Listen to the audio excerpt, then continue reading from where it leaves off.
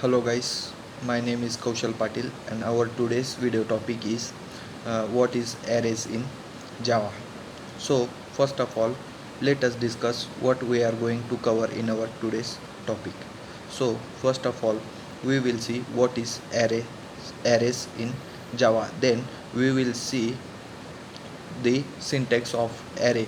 After that we will see the types of arrays, and in the last we will see some methods used in arrays.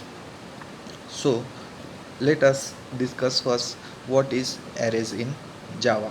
So basically array so basically array is a data structure which is used to store the multiple values in single variable of single data type.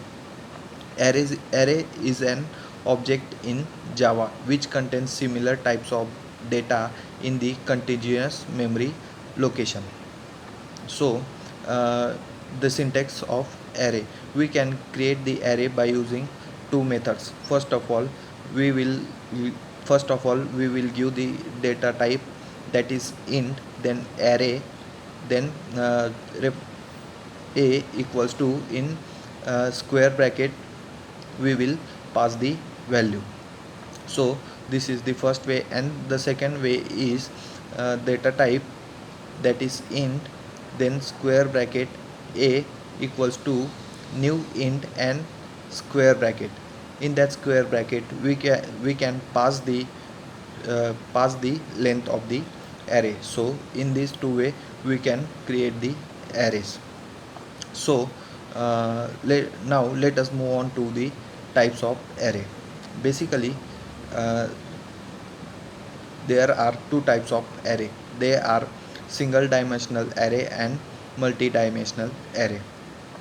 Single dimensional array are the array which is uh, are the array which is used to store the value in linear form, that is 1 2 3 4 and so on.